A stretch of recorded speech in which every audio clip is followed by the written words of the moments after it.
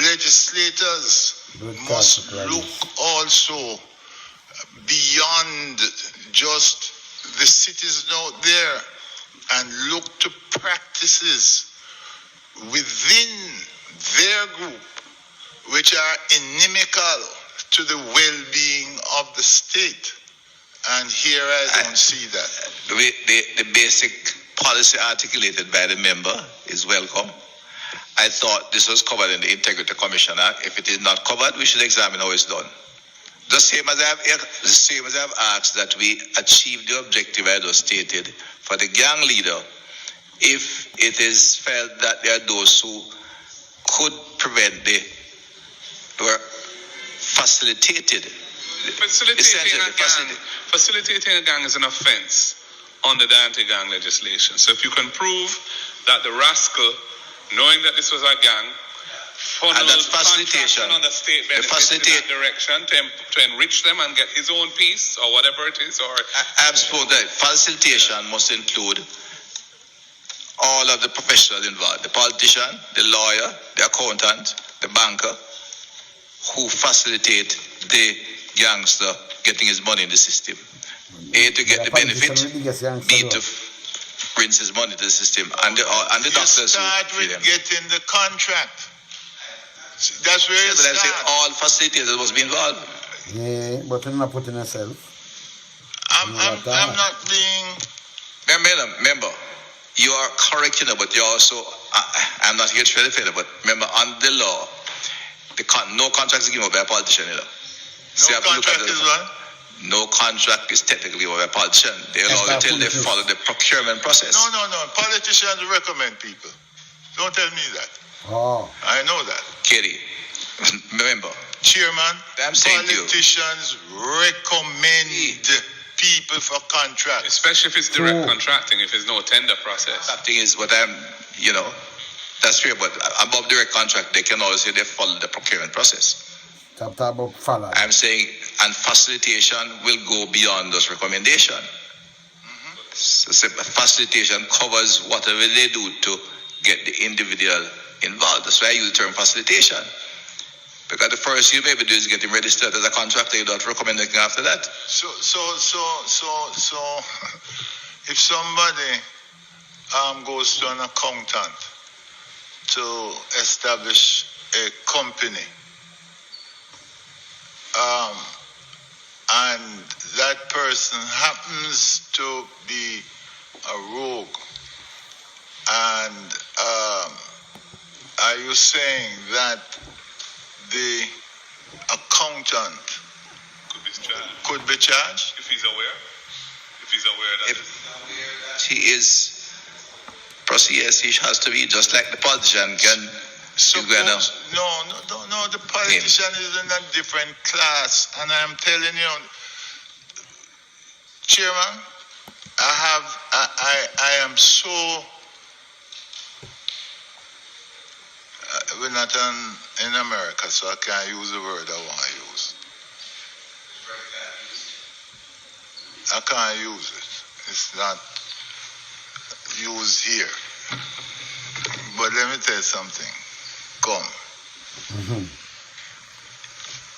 I heard or read of the Prime Minister going to a meeting of the Police Federation and saying police must stop hugging up Dons.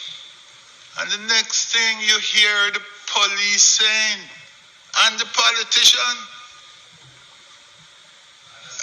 when I was Minister of National Security, I once made a statement and them go for kill me over.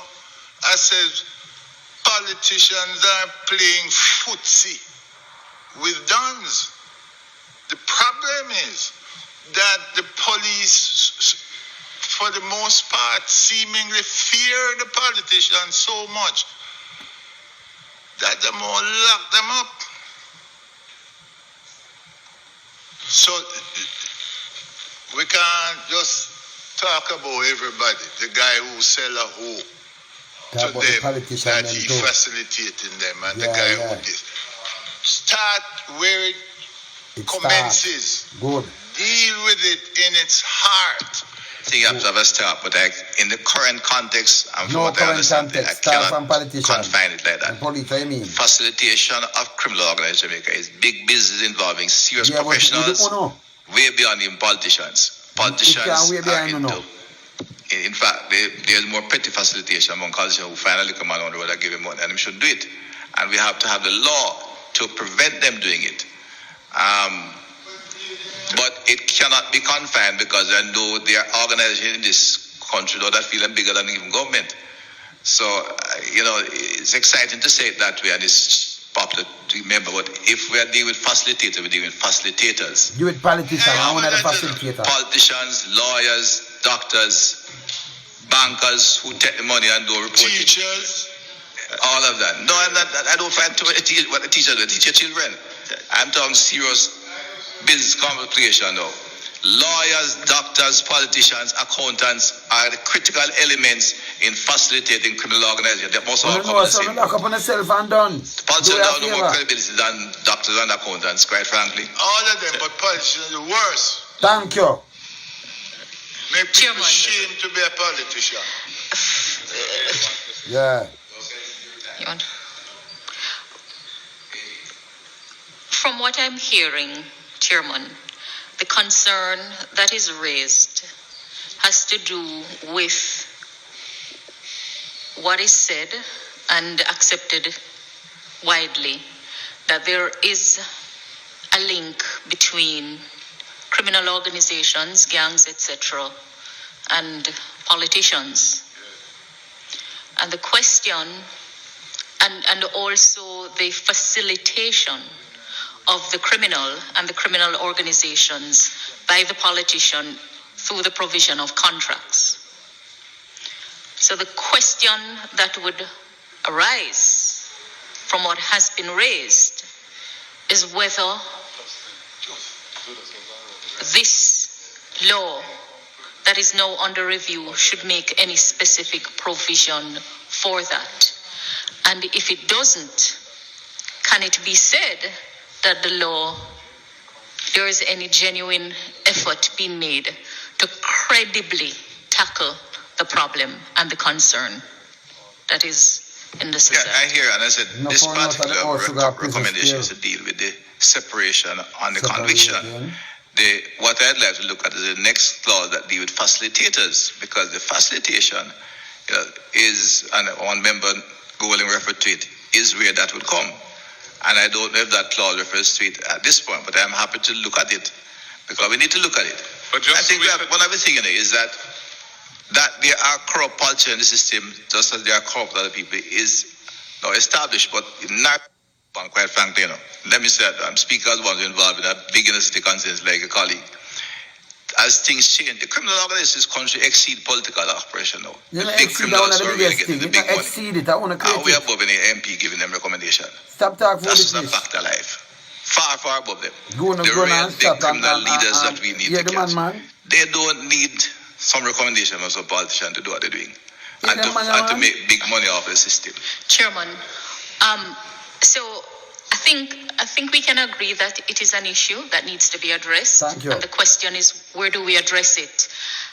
And stop going the bush. Within the award of the contract, that arena, we have gone way down the course with our procurement rules and the modernization, whether that can be addressed there in addition to anywhere else. No, the procurement rules currently in the law that we passed, the procurement, and I was involved in the House, does cover gangs and dons who, not awarding contracts to them, and serious consequences are there. So it has been addressed in other areas, but I think what the members ask is to be specific for facilitators.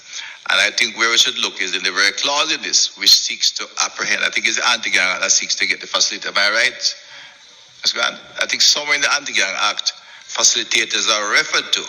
And that's the clause that we need to examine to ensure that it covers everybody, and it is and I guess what we'll be looking at is facilitation. What kind of facilitation the facilitator gives? The offense is at section 8.1 of knowingly providing a benefit to a criminal organization or knowingly obtain a benefit from a criminal organization. 8. A person shall not knowingly provide a benefit to a criminal organization. A person shall not knowingly obtain a benefit from a criminal organization. And if you contravene that, then you commit an offense. And in determining whether the person has committed an offense under the section, the court may take into account all factors that appear to it to be relevant, including evidence of activity by the person that is consistent with his having financed in any manner or otherwise provided support to the criminal organization or for any of its criminal activity, and evidence of the possession by that person of article or documents of a kind that would give rise to a reasonable inference that such articles or documents were in his possession or control for a purpose connected with the financing of the provision of other support to the criminal organization or for any of its criminal activity.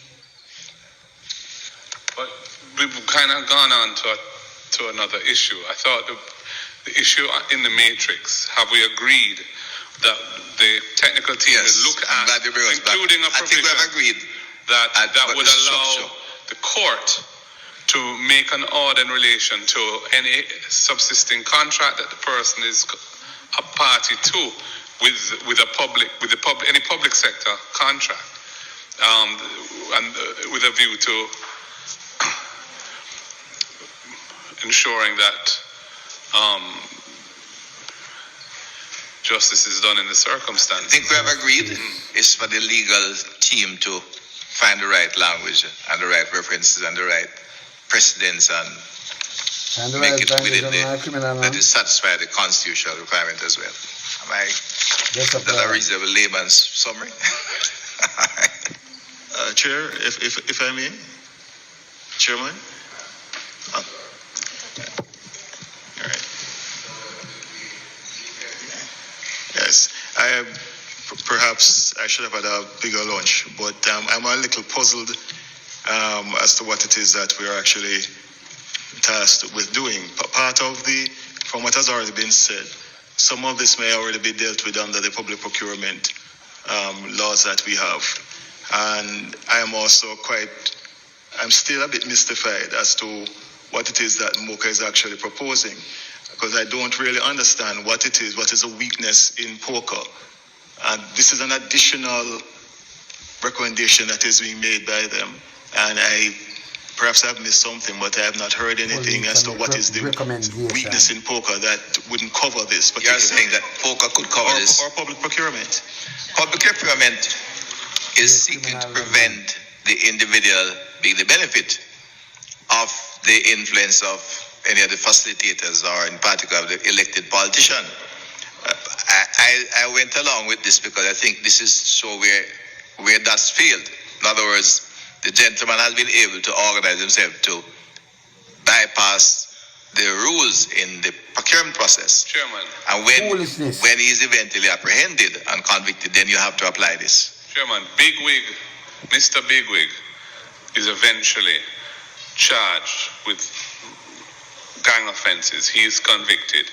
His company has a license to do sand mining, right? He has a security. He's registered as a security company, and has firearms.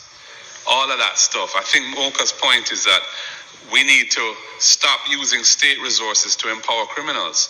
And where we've managed to secure a conviction, there should be consequences that flow from that so that those benefits from the state cease. And I think that's really what. Now, to the extent that it's property that the person has, it may be subject to forfeiture. But I think they were focusing more on licenses and contracts that exist at the time that the person is convicted. And it can't just be in their name, it must be in any entity that they control, directly or indirectly. And that should be something which the court can make an appropriate order to bring an end to. An appropriate order would be one that takes into account any consequential arrangements that need to be put in place to us to avoid any disruption of any kind. Yeah. And if I could make one clarification, poker would not be directly applicable in these circumstances because it would have been legitimate income. And member Golden is very precise in terms of what is the objective that is mooted in this suggestion. At which point, Chair, it would seem to, at least to me, that the public procurement rules are what needs to be looked at and how the administrative arrangements in relation to contracts. If Mr. Park is saying that we're talking about legitimately acquired income, then not only would it not fall under poker, but I'm not entirely sure how constitutional it would be. Where I go now, I don't against trouble him. Yeah, it would go against the constitutional trouble at that point. What I'm saying, when he's convicted, when he got his contract, he was, as far as the media, maybe intelligence, but as far as he has no record, he has an established company working for everybody. His company is a highly respected individual in the station. But MOCA and other aides in pursuit of their law enforcement activity finds out, is able to get enough evidence to take him to court and convict him. When he's convicted, he still has all of these benefits. And they're saying they should be terminated unless he can. But, Chairman, why would that not fall squarely within Section 8 that was just read about providing a benefit to a criminal organization? If the person has been convicted and this is an entity that is associated with that person, it would then be a criminal organization, would it not? Benefit would have been provided already when the license was granted. So the question is, how do you unwind that situation? I think that's what MOCA is trying to.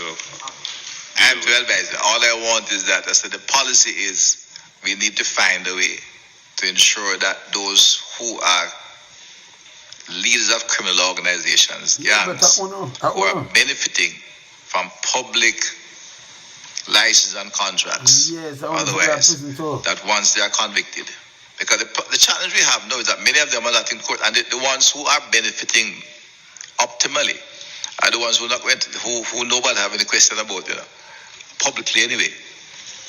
The little guy down the road who may get a direct contract for small money from a council down the road, that must stop too, because you only get corruption dealt with at zero tolerance level. But he's the least of the offenders. Not least, everything are offenders. Chairman, if you may, I know that the technical team has been given some instructions, but instructions to me seem a little limited. We would want the opportunity to look through the public procurement legislation. I'm very concerned because when we're dealing with property, remember that the reason POCA was crafted the way it was crafted was to meet a constitutional test. We can't just always think that you can just take away everything from someone because they have been convicted. The courts have agreed that even convicted persons have rights. So the point is we have to make sure that whatever we are doing, we can justify. If we have legislation that deals with that situation, let's look at that to see if it is we need to beef that up or if we need to link it to this one. But I would like us to just get some. I don't want the committee to give us instructions that we are to just fit it within this, because it may not be the most appropriate way to deal with this. At least you need some time to do some research. Sure, and I agree with that. I'm just saying, I just want it to be understood what it is that is being sought. And it's essentially to somebody who's convicted of a gang offense, that they no longer receive the benefits from the state in the form of licenses and contracts, even for a period of time or something. But that those must. Yeah. Is that clear enough, colleagues? Mr. Bailey, would that be clear enough? Look, and therefore, the remit is to now examine the existing legislation to see if we are satisfied we need amendment rather than creating a new clause. All right, fair enough. 23. There's assaulting. Yeah. Just, I need help. Someone who is not a member of a gang commits an offense.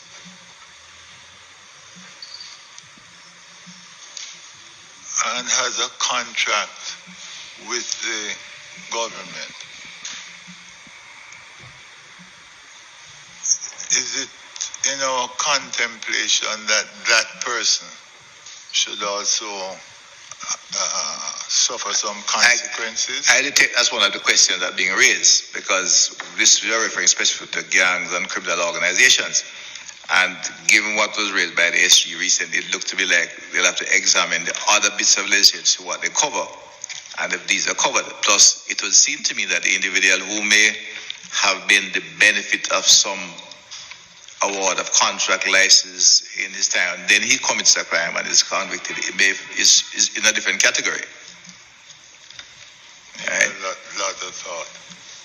It would be, and she does use a pretty instructive term for me, that convicted persons still have rights. Mr. Knight, remember Knight? I said the good lady used the expression I find instructive. She said even convicted persons have rights. Yes. So what we're alluding to here is that what my interest here is a different category. Those who are identified as members of criminal organizations we call gangs. But who now identify, you know, when the gang, you know, real gang, you know. They could be ineligible for licenses and contracts for a period of time. The procurement process refers to people who may have adverse traits and other things, you know, and so too does the facilitation clause in this. So allow them, we have asked them to look at how this fits in, and when we get there. But in doing so, they need to take into account that these may be subsisting agreements and subsisting licenses that have already been procured prior to any conviction. I think that is the issue. I'm saying in the case of an individual or business, that is clear. In the case of a gang who may have used his power as a gang to get those things in the first place, that's why I'm saying I'd confine the aspects of this. The gang need to be identified in this process. All right? That's what challenge, you know. Deal with our gangs. And the leadership is the challenge of dealing with them. There will be individuals, cases otherwise. And those have to let, I suspect, the law to deal with them in different ways.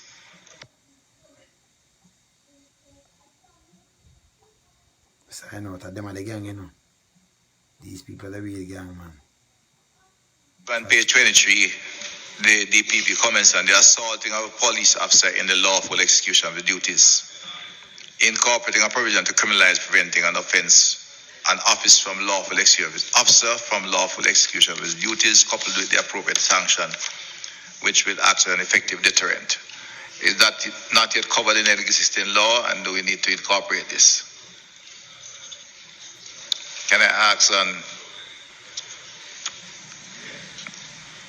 member, here as a member, I'm saying, I'm asking the AG as a lawyer, not as AG, and I'll ask her SG to comment separately. The assaulting of a police officer in lawful execution of his duties to be criminalized. Currently covered, if not covered, do we need to include it here? I think we need, if it's not covered, we need to include it. Same page 23. Covered, Chairman, we have currently in Section 30 of the Constabulary Force Act, it's a common law offense and the penalties provided for statutorily, and that was updated by a consequential amendment to the ZOSO law. And it will apply generally? Yes. Right. So why would the DP bring it? Assaulting or obstructing the police. Why? In the execution of his duty. Is there anything special about gangs obstructing police to do? Yeah, that's why more powers. The fines were increased? Fine was increased to $1 million, which is the general jurisdictional limit of the parish court. Hey, me never see them come together yet and put them both no work and create jobs and factory, nothing like that, you know. And people, I mean, everyone, you know, more from them, sign out before them start, you know, later.